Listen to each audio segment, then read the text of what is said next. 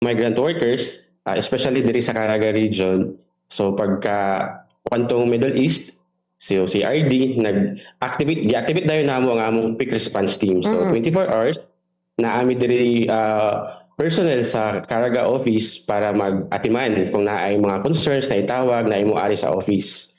Sunod po, may mga activities po ang amo department, like for example that National Reintegration Network. So diri sa Caraga, this year amo nag-activate po ang amo regional network for NRN. Amo gitawag siya na Caraga Regional Network, Caraga Region Reintegration Network or CARNET.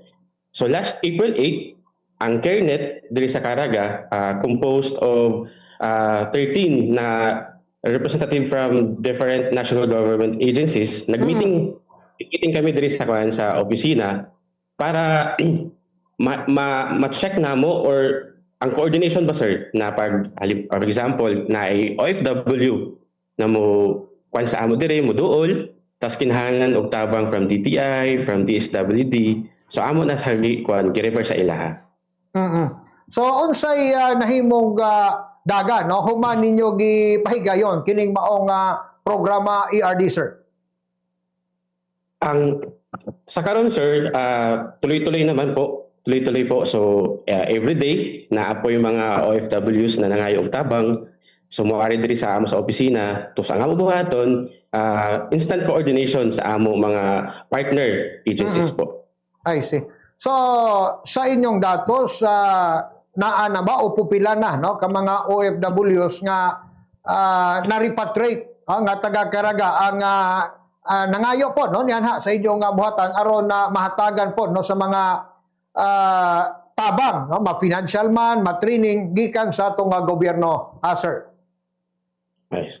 So, as of now, sir, as of April 16, naana may 51 na mga OFWs or family members ng OFWs na niari sa opisina para mangayo og tabang. So, out of 51, naanay 32 na nag-request for repatriation.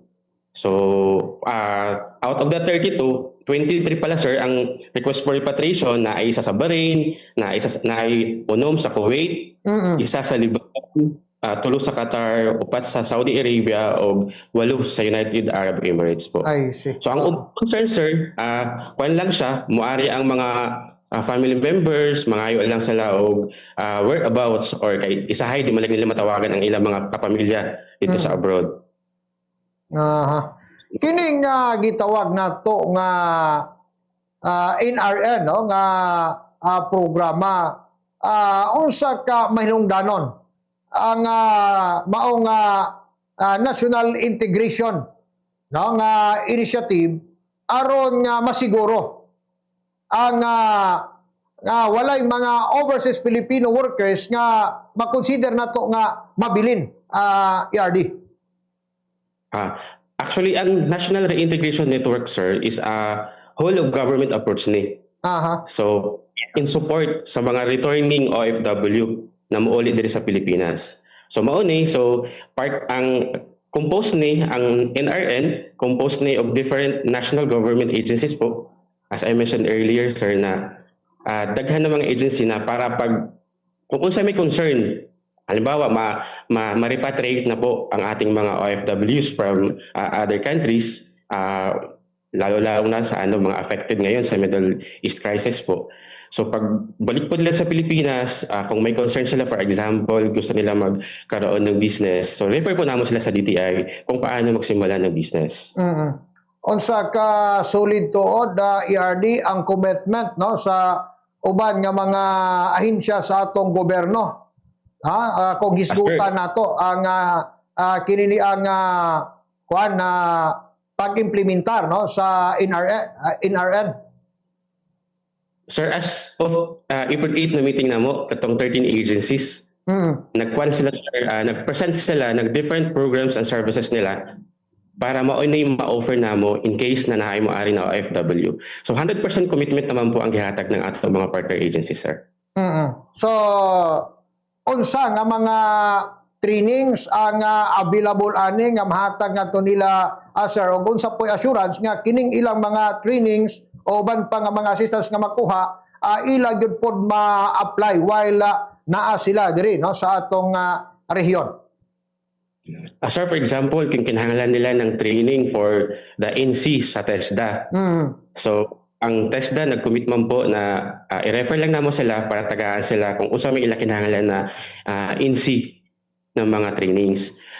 Same with DTI sa paghimo og mga business proposal. And usually po, kami po diri sa DMW, nagkandak pod kami og financial awareness seminar para sa ato mga OFWs. So, gi-invite po namo ang atong mga partners para tudluan sila sa paghimo sa ilang mga business proposal.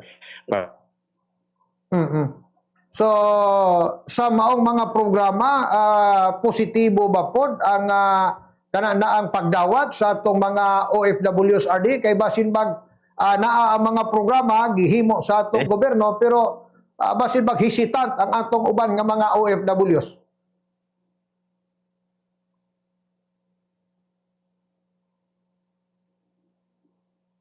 Ay, sorry na medyo nakatbo. Okay, go ahead, ERD, sir. So, unsay assurance ani sir nga dili pod masayang unya no ang time effort sa atong gobyerno nga ilang ihatag no ngadto sa atong mga overseas Filipino workers. Do na bay monitoring yung gihimo nga kining hatag nga training o assistance ngadto sa mga OFWs iyag yung i-apply o sa ba? Ay sir, ang amo sa division, ang amo Welfare Integration Services Division mo ay number 1 nag-monitor kung unsa na ang status nagihimo sa mga business proposal ng ato mga OFW. So monthly nag-monitor po. So kami po diri sa Caraga is moadto sa mga provinces at doon sila para i-check kung unsa na status nila sir. Dili kalikayan ERD no nga ang uban nato nga mga OFWs labi pa nining nakakita gyud naka-experience nining linuparais mga bomba dito tunga-tungang sidlakan ang uban ani medyo nagkatruma no ang uban bati og kananabang nga kahadlok do na ba poy mga alakan yung gihimo ani aron nga maka-recover no katong uban nato nga mga OFW sir. Yes sir. Actually sir, pag abot diri sa OFW, pag sugat namo sa Butuan for example, na imo abot, ang amo isa ka staff diri sa office na registered social worker, nagkandak dayon og psychological first aid. So sa psychological first aid, kumustahon, kumusta namo unsay kuan namo sa unsay na experience sa OFW para at least man lang pag abot nila diri sa Caraga sa Butuan kuan ang ilap ang isip nila ang ilan na experience dito ma-express nila sir. So naay gikandak ang office na psychological first aid training sir para sa ila. By the way, ato lang pong i-update no ERD kung kumusta unsa poy nahimong dagan sa gipahigayon nga panagtagbo no kining gitawag nato nga SPIMS. Actually sir, kining SPIMS or sa Pinas, ikaw ang ma'am at sir. So isa ni sa mga program ng OFW para sa ato mga licensed teachers, more professional teachers na nag-abroad, na gusto pagbalik din sa Pilipinas, we make sure na ma-practice nila ila profession magtudlo. So kining SPIMS sir in partnership po sa Department of Education. So far, last April 14 sir, nagkumustahan kami sa among mga SPIMS beneficiaries. And usually, karamihan mga teacher 1 to teacher 3 na ilang mga posisyon karon sa Caraga. So, kini nag-participate ani sa gihimo ninyong meeting the other day. Mga licensed na sila nga mga teachers. Actually, sir, mga licensed teachers sila diri sa Pilipinas, tapos nag-abroad. So, nagtrabaho sila sa abroad as na-iPod teacher dito sa international school, na ay mga factory workers. So, pag abot din nila sa Pilipinas, ato lang i-reactivate ang ilang mga license para ila jud ma-practice ilang profession. So, gitabangan nato sila para makakuha og item sa DepEd. So, lastly, sir, also pa'y mga dugang pahimang no tuod, no, in behalf sa DMW Caraga, no, alang ato sa atong mga tigpaminaw labi na gyud no sa mga OFWs uban sa ilang mga pamilya.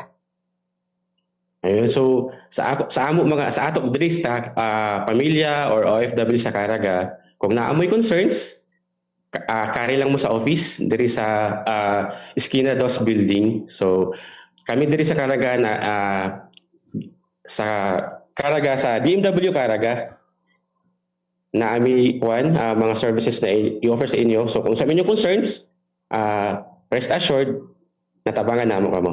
Mm-hmm. Maoras, sir.